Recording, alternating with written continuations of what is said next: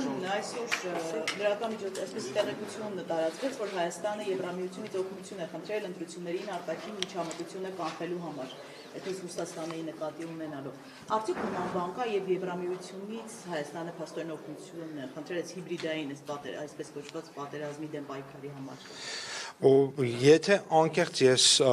այդ քննարկումներին, այդ process-ներին չեմ մասնակցել, իմ մասնակցությունը չկա, բայց ես կարծում եմ, որ Հայաստանի Հանրապետության նկատմամբ իհարկե հնարավոր են լինեն հիբրիդային հարձակում, մասնավորապես մեր ժողովրդավարությունը վտանգի տակ դնել եւ տարբեր տեսակի կեղծ լուրերով կամ ընտրակաշարքային մեխանիզմներով փորձ կատարվի որոշակի շրջանակների կողմից, որոնք որ տիրապետում են միլիարդավոր դոլարների, ազդել ընտրությունների վրա եւ կամ որոշակի երկրներից, որոնք որ ուրեմն թիրախային այսպես չեն ցանկանա, որպեսզի Հայաստանում լինի ազատ ժողովրդավարական ընտրություններ եւ ժողովրդի կողմից ուրեմն ընտրված իշխանություն եւ բնականաբար երկրների սուվերեն իրավունքն է եւ պաշտպանել այդ պետությունների եւ ժողովուրդների շահը եւ ես կարծում եմ որ շատ նորմալ է որպեսզի մենք այդպիսի հարձակումներից մեր ժողովրդավարությունը եւ մեր պետությունը պաշտպանենք։ Այսինքն Ռուսաստանն է Հայաստանում հիբրիդային պատերազմ տանում թե Եվրամիությունը։ Ես որևէ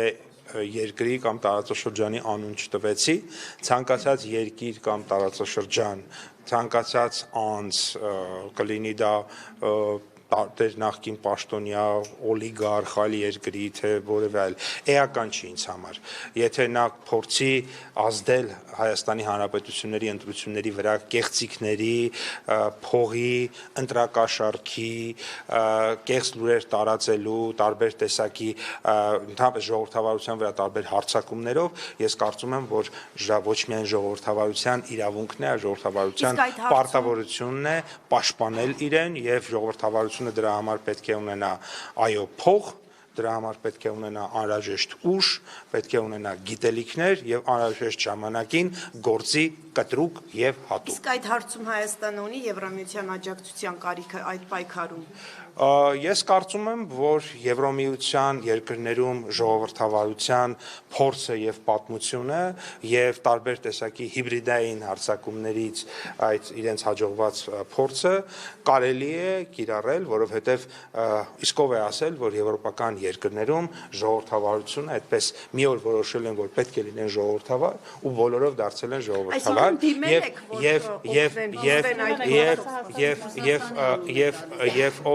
եւ ով է ասել, որ իրենք դարձել են։ Բնականաբար այդ երկրներում էլ այսօր էլ կան ուժեր, որոնք որ ժողովրդավարությունների վրա հարձակումներ են գործում, ընդ որում եւ իրենց երկրից դուրս եւ իրենց երկրների ներսում այսինքն Հայաստանին անհրաժեշտ է այդ օգնությունը Եվրոպայից եւ բոլոր իմ կարծիքով ես կրկնում եմ ժողովրդավարական երկրներին անհրաժեշտ է պաշտպանել ժողովրդավարությունը գիտելիքներով, ուժով եւ գումարով եւ որպեսզի պետությունը կարողանա ժողովրդավարությունը պաշտպանել եւ անհրաժեշտ պահի գործել հատու եւ կտրուկ եւ ժողովրդավարությունը դա նա է, երբ ժողովուրդը ընտրում է իր ուզած իշխանությանը եւ ժողովրդի ձայնը չի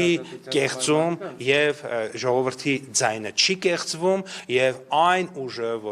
որը ընտրությունների ժամանակ առավելագույն ձայներ է ստանում եւ ժողովուրդը իրապես ընտրում է այդ ուժին, ոչ չեն բաժանվում ընտրակաշարքներ, մարդկանց չեն ահաբեկում, մարդկանց չեն ցուցակագրում, մարդկանց չեն ուղարկում ընտրությունների, մարդկանց եւ տարբեր բաներ մարդկանց հետ տեղի չի ունենում, այդպիսի իրավիճակում օրինակ ժողովրդավարության այդպիսի ընտրություններն են սովորաբար բնորոշ։ Պարոն Պապայան, իսկ դա չի նշանակում եւ կուսակցությունների գրանցումներ թույլ չեք տալու, այսինքն այդ գումարները տրվում են, որպեսզի դուք մոլդովական սցենար լինի։ Ես չգիտեմ դա ինչ սցենար է, չեմ կարող մեկնաբանել, որովհետև ես չգիտեմ մոլդովական Իսկ լավագույն փորձը, որ ասում եք Եվրոպան ունի լավ փորձեր, որ կարողացել է օգնել, այն որ ակնհայտորեն որպես տարածաշրջան,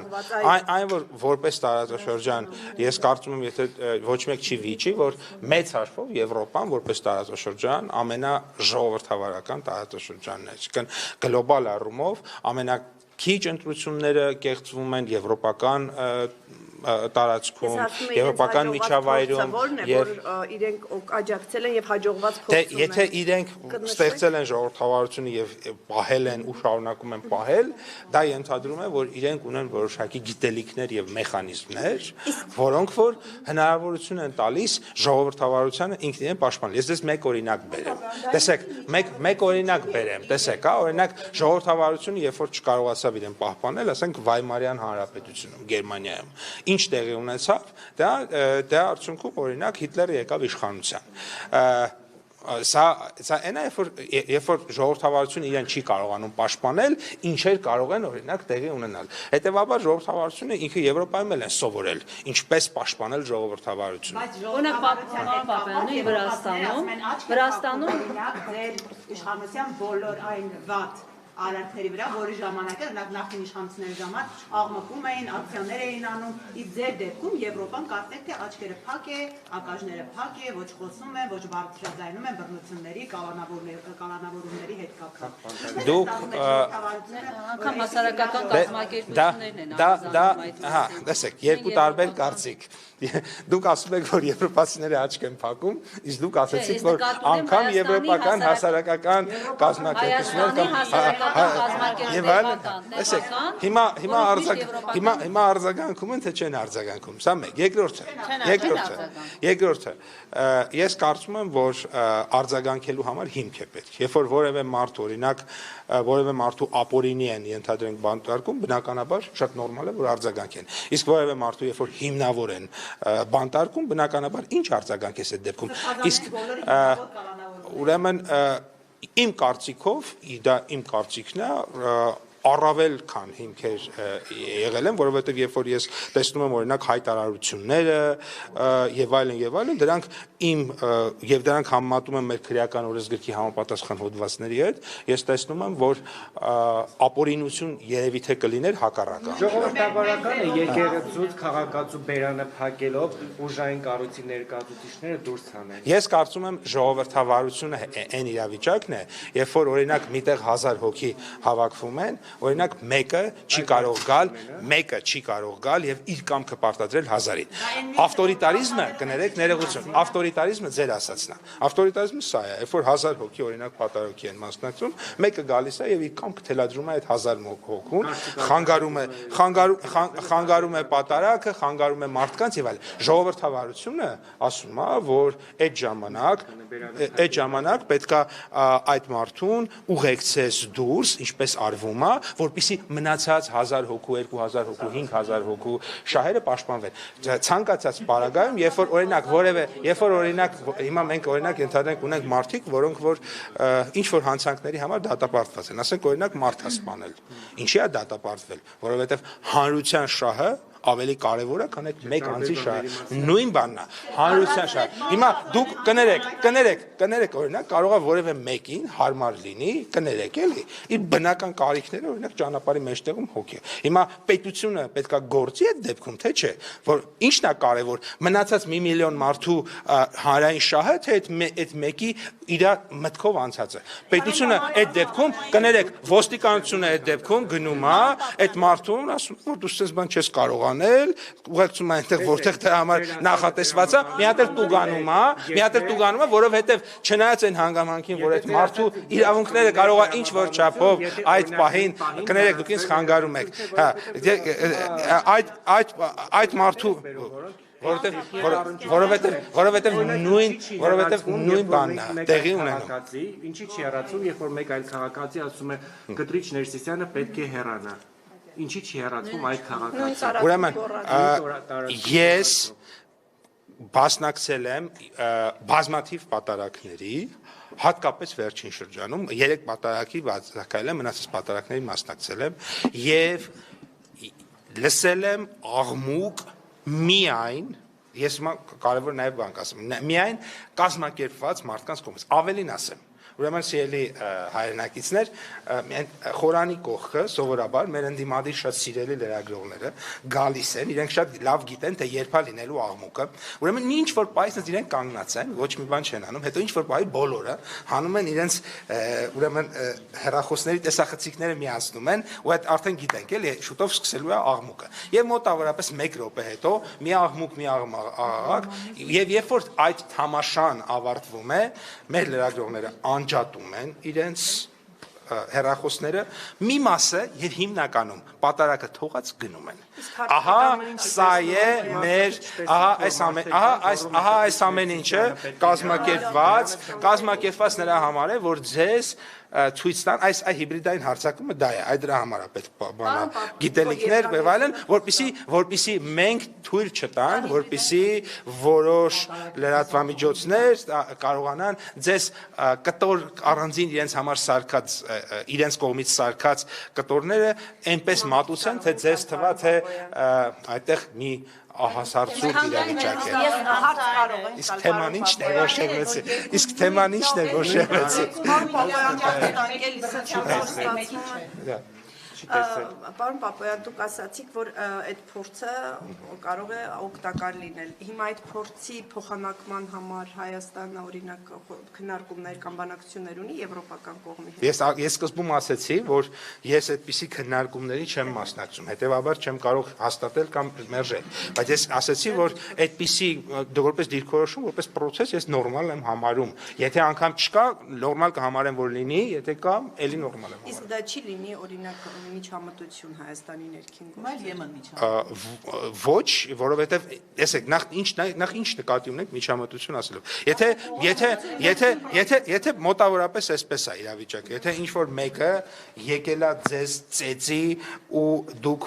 ոստիկանություն եք դիմում, ասում եք, այս մարդը, ասենք, ահաբեկիչ է, ուզում է ինձ սպանի կամ ծեծի։ Այդ դեպքում դա եթե դուք համարում եք, որ դա ձեր ներքին ընտանեկան կյանքին միջամտություն է, Միգուցե, ես կարծում եմ, որ եթե դա միջամտություն է, այո, ես այդ միջամտությունը հաստատում եմ։ Եթե միջամտություն չէ, եթե մենք Եվրամիության ես ասում եմ, լավ, մեկ ուրիշ օրինակ բերեմ։ Մեկ ուրիշ օրինակ բերեմ։ Ես անգամ եվրոպական Մեկ ուրիշ օրինակ բերեմ։ Դուք բնակարան եք գնել, տեղափոխվել եք եւ ձեր վերևի եւ ներքևի հարևանը շաբաթը 7 օր 24 ժամ աղմկում է եւ չի թողնում ձեզ քնի։ Դուք օրինակ իրավունք ունեք, ենթադրենք հայցելու որևէ պետական իրավական մարմնի աջակցություն, որպեսզի թողի որ դուք քնեք։ Մարմնի այո, բայց այստեղ Եվրամիության մասն է ես հարցնում։ Սա ես համարում եմ, որ եթե որպես խորհրդատվություն, որպես աջակցություն, դա մի այսինքն պետք է խնդիրը նայել այսպես։ Եթե մի կողմում նժարի վրա հետևյալն է, երկրի ինքնիշխանությունը կորցնելը, երկրում ուրեմն ուժային եղանակով բռնի կերպով ժողովրդի ձեռքից իշխանությունը վերցնելը եւ ձեր ասածը, այո, ակնհայտորեն ես կնախընտրեմ դա, որպիսի բռնի կերպով ժողովրդի ձեռքից իշխանությունը որևէ մեկին չհաջողվի։ Դուք չեք հարմարվում, որ այս տարիների ընթացքում Այն ուժերը, որոնք որ կփորձեն այդպիսի բան անեն, բնականաբար ժողովրդավարությունը իրեն պետք է պաշտպանի եւ համապատասխան գիտելիքներ, մեթոդներ եւ ֆինանսավորում դրա համար եւ գործիքակազմ պետք է ունենա։ Օրինակ Վրաստանում, պարոն Պապյան, Վրաստանում Եվրամիությունը Դա ձեր մոտեցումն է։ Ինչ առումով։ Տեսականորեն բոլոր տեղերից չեմ բացառում։ Ինձ համար կարևորը հետևյալն է, որ մեր ինքնիշխանություն ժողովրդավարությունը որևէ արտաքին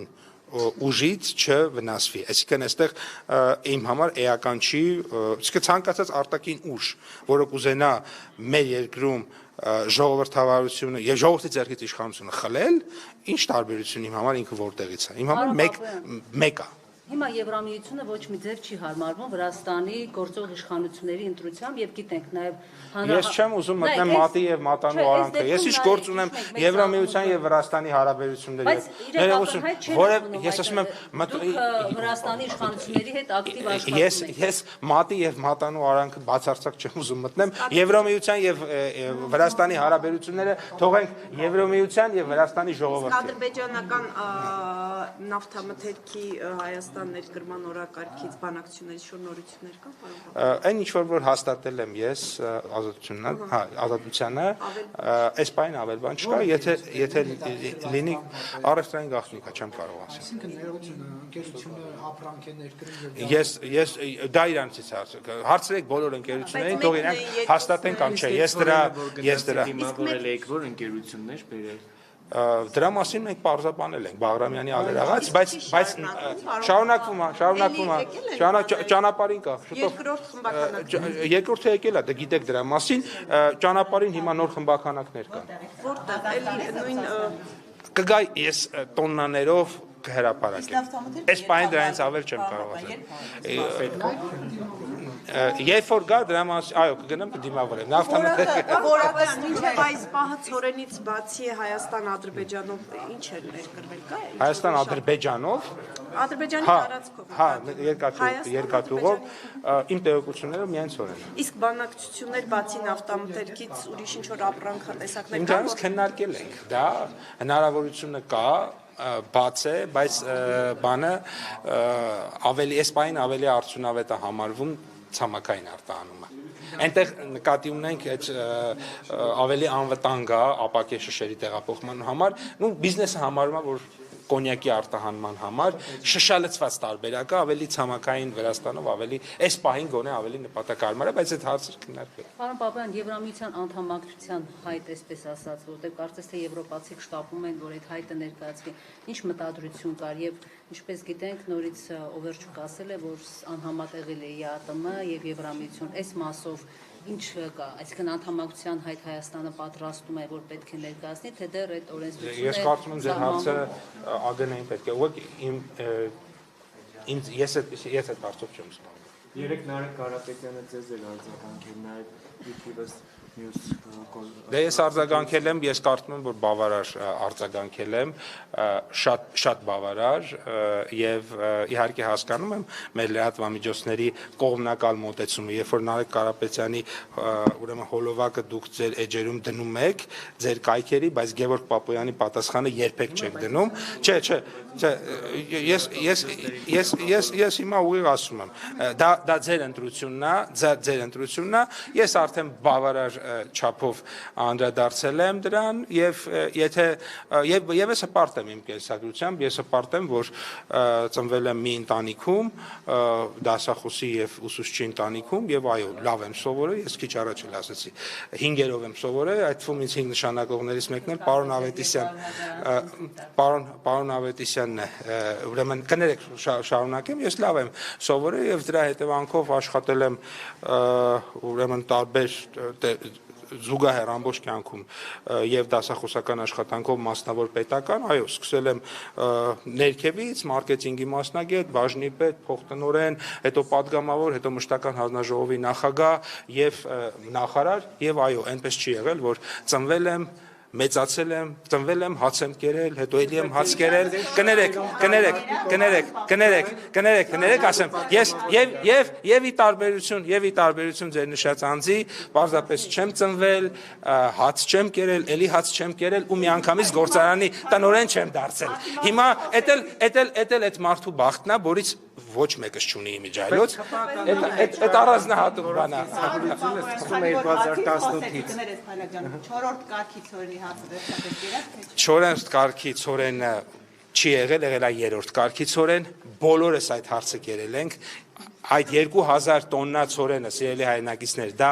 մեր մեկ օրվա եւ մի քանի ժամվա սպառումն է, ամբողջ Հայաստանի բնակչությունը այդ հացը կերել ենք, վերջացրել ենք, այդ ինչ որ մի օրվա ձեր կերած լավաշը կամ բուխանկան Նարեկ ջան, այդ հացից է եղել։ Այնպես որ ես էլ եմ կերել, դու էլ ես կերել։ Պապոյան, իսկ այս նոր խմբականակը էլի նույն քանակի է, պարոն Պապոյան, թե ավելի այս նոր խմբականակը, որ գալիս է, էլի նույն երրորդ կարգն է եւ նույն քանակի։ Երրորդ կամ երկրորդ։ Նույն քանակի էլի 2000 տոննա։ Ավելի շատ։ Իսկ Պարոն Պապոյան, դեսու գազը խանգարել է հարվածից դարձել է շուրջ 200 դրամսային չկա։ Չեմ կարող ասել, շուկայական մրցակցային կանոններ են գործում, եթե պրոբլեմ տեսնենք, եկեք ընդունենք հրապարակային, թող սպառողների իրավունքների պաշտպանության և տնտեսական մրցակցության հանձնաժողովը այս հարցը դիտարկի, եթե ես ուղիղ խնդրում եմ հիմա իրենց, եթե կա այդպիսի հարց եւ դա քննարկելի է, անպայման խնդրում եմ Վարույթ Հարությունյան եւ այդ հարցը Պարոն Պապայան, ճիշտ եմ հասկանում, օրինակ դուք նույն էլեկտրոմոբիլների այդ արտոնությունը որ տվել է ԵԱՏՄ-ն, դուք այսպես ասած դա գովերքում եք ԵԱՏՄ-ի հետ աշխատանքը, բայց ընտրությունների մասով ապավինում եք Եվրամիությանը, ճիշտ եմ հասկանում։ Այստեղ երկու աթոռի նստելու է։ Եվ ինչպես են ընդունել օրինակ ԵԱՏՄ-ը։ Ես բոլորի հետ շատ լավ եմ աշխատում։ Որ ես վատ աշխատեի որևէ մեկի հետ, ոչ մեկ մեզ Եվրոպայում էլ, Ռուսաստանում էլ ոչ մի բան չէր տա։ Ես շատ լավ եմ աշխատում, ես գիտեմ ում ինչ պետք է ուզեմ եւ ինչ պետք է դրա դիմաց տալ, որպեսզի դա ստանալ, եւ ես այդ ամեն ինչը անում եմ նրա համար, որ մեր ժողովրդին հնարավորինս լավ լինի։ Այսինքն եթե դուք չընտրվեք, նշանակում է ինչ որ մի կենտրոնից միջամտել են ընտրություններին, ճիշտ եմ հասկանում։ Եվ ինչու եք եթե այդպես վստահ եք, որ հաղթելու եք, ինչու եք այսպես բոլոր ձեր ընդդիմախոսներին կալանքի տանում եւ այլն։ Ինչն է սա պատճառը։ Եթե հաղթելու վստահ լինելը եւ հանցագործության մեջ մեղադրվող անձանց օրենքով նախատեսված պրոցեսները չկատարել, ինչ կապ։ Այսինքն մենք մեր վստահ ենք, որ հաղթելու ենք, անգործության մատնվեն մեր իրավական մարմինները, ասենք երկրում ով ինչ ուզի անի, բա ձեր անվտանգությունը, բա մեր անվտանգությունը, բա մեր երեխեքի անվտանգությունը, բա ասենք բաները։ Ինչ էր անում, ասենք մեր ձևով եկեղեցին պաշտպանելու համար ինչ է արել, դա։ Դե ես կարծում եմ, որ անգամ լեզվաբաններ ասում են, որ այդտեղ ես կարծում եմ, որ քրեական գործում բավարար չափով նկարագրված ամեն ինչ, ես հիմա ոչ փաստաբան եմ, ոչ քննիչ, ոչ էլ դատախազ, որ միջամտեմ այդ։ Պարոն Պապոյան, Հայաստանը ապագայում ձեզ նույն դատավորները դատեն։ Որ դատավորները։ Մարտիրոսյանը Օրինակ չգիտեմ, Մասիս Մելքոնյանը, եթե առաջիկայում չգիտեմ, Բայց ինչի պետք է դատեն, եթե ես որևէ բան չեմ արել։ Դե ինչ գիտեք, չեք արել, չէ՞ եւ արել եք։ Պարոն Պապոյան, եւ Ես բայց եկեք ավարտենք, արդեն սկսենք ասել, խոսել, կամ էլ կարող ենք շարունակել, բայց քաղաքականությունն է կարևոր, թե քավոր սանիկական հարաբերությունը։ Ես այդ հարցին ում որ առաջ անգամ այդ հարցը տրվել է, ինքը պատասխանել է եւ ես ավելացնելու բան չունեմ։ Պարոն Ես Պապոյան, այո, պատասխանվել է եւ ավելացնելու բան չունեմ։ Այն ինչ որ ասվել է, ասվել է։ Ուղղակի քպականների մոտ սովորություն է ուրանալ իրենց խավորներին, օրինակ նույն Հայկ Կոնջորյանը։ Ես չգիտեմ ով ինչա եւ այլն, այդպեսի բան նախ դա ձեր գնահատականն է, այդպես չի, նախ այդպես չի եւ երկրորդը դա ասեցի։ Չեմ ուզում ավելացնեմ որևէ բան, որը այդ իրավիճակի վրա ես այդ թեմայով որոշել եմ չխոսել, խոսել են մարդիկ, հարցատրվել, պատասխանել են, շարունակեմ կլռեմ, որովհետեւ իմ կարծիքով այդպես բավարար պատասխաններ տրվել։ Պարոն Պապոյան, բայց մի հարց էլի այդ վառելիքի հետ կապված հիմա որ ասացիք բերվում այդ նոր խմբականակը Հայաստանը պարբերաբար պատասխան առաջարկներ հնչեցնում, որ նաև Ադրբեջանը օգտվի Հայաստանի ճանապարհներից, ինչու արձագանք չկա միջև հիմա ձեզ։ Դե տեսեք իրենք այսպես թե այնպես այդ ճանապարհը ունեն։ Իրենք այսպես թե այնպես հարմար ճանապարհներ ունեն, բայց ես վստահ եմ, որ ինչ որ փուլում իրենք օգտվելու են։ Իրենք շարունակում են բավականին երկար եւ ծախսատար ճանապարհներից օգտվել։ Բայց Հայաստանի առաջարկը չընդունել, ինչու։ Ես ենթադրում եմ, որ սպասում են ամբողջական կարգավորմանը, որից հետո նոր Այսինքն ինչ որ ռիսկեր են տեսնում, չեմ կարծում, մտահոգություն բացարձակ ես չեմ տեսնում, պարզապես մոտեցման խնդիր է։ Մենք իրենք կարծում են, որ պետք է ամեն ինչ ավարտելու միանգամից, մենք կարծում ենք, որ կարելի է զուգահեռ անել։ Իսկ Եվրամիության հետ որ քննադատել էին իրենք այդ Հայաստան Եվրամիություն, ասես այդ հռչակագրում։ Հասկացա ինչ, ԱԳՆ-ի հետ քննարկելի քարտը ես չեմ կարծում, որ մեր մասով որևէ խոչընդոտ կա։ Չէ, ուզում ասեմ, դա չի խանգարելու իրենք, այսինքն ինչ որ պատճառներ են բռնում չստորագրելու։ Ես կարծում եմ, որ այդպիսի պատճառի առիթ դա վստահաբար չի կարող լինել։ Պարոն Պապյան, հիմա այս ճանապարհով բեռը երբ որ գալիս է, երկու անգամ արդեն եկել են տարբեր բեռնատարներ։ Հիմա շահավետության առումով ինչ փոխվեց, այսինքն նախորդ երթուղին եւ այս երթուղին։ Լավ հարց եք տալիս, որովհետեւ ուրեմն մի այսպեսի հարց տամ ձեզ, իրավիճ նկարագրեմ։ Ուրեմն նախորդ տարի այս ժամանակ ես նայում եմ ինվոյսները 190-ից $200 էինք Ռուսաստանից սահմանին ստացել ուրեմն բեռնափոխադրումով ծորենը։ Այսօր գները 275-ը ծորենի։ Այսինքն ինքը ուղղակի գինը փոխվել է, գինը բարձրացել է։ Հիմա սա կարա օրինակ նպաստի, որ ավելի արագ ստանանք, ավելի անխափան ստանանք, 10 կամ $20 օրինակ ավելի էժան ստանանք։ Այո, բայց ես ուզում եմ ասել այլ գործոնները ավելի շատ են ազդում։ Մենք ստեղ կարող է այս եղանակով $20 գինի իջացնենք, բայց տեսեք այն մի տարբերակում մինչև $85 ինքը, ասենք, բանը գինը բարձրացել է, որովհետև տեղում անցած տարի բերքը շատ է եղել։ Ուրեմն գները ավելի ցածր են, այս տարի բերքը ավելի քիչ է եւ գները բնականաբար բարձրանում են։ Այսինքն ուզում եմ ասեմ, կարող ենք ակնկալել տեսականորեն, որ ավելի արագ կլինի, այո, որտեղ դա ավելի արագ է, հերթերը պակասում են։ Կարող ենք ակնկալել, որ ավելի էժան կլինի, այո, ավելի էժան կլինի, բայց դա հիմա հաջորդ տրամաբանական հարցը կլինի։ Բայց այդ դեպքում հացի գնի վրա ինչքան է ազդելու, ես այդ հարցին չեմ կարող պատասխանել, որովհետև նորից մի հատ ուրիշ օրինակ բերեմ։ Եթե ծորենը ձեր ասել է բաժանանալու, պետք է հասնել է։ Այո, կամ եթե բայց բարձրացել է գինը, կամ հիմա այսօր կուրսը ռուբլու 5 է, չէ՞։ Հիմա եթե վաղը դարձավ 6, ավտոմատ բարձրանալու է, կամ վաղը դարձավ 4 ավտոմատ իջնելու է, բայց դա կապ ունի երթուղու։ Իհարկե, եթե դուք առնում եք օրինակ պայմանական ինչ-որ բանը 4 ռուբլով, կամ լավ 1 ռուբլով, մի դեպքում եք 1 ռուբլու համար վճարում եք 4 դրամ, մի դեպքում վճարում եք 5 դրամ, մի դեպքում վճարում եք 6 դրամ։ Այսինքն այնքան շատ գործոններ է ազդում, որ նույնը կերպ հիմա կարող է հացը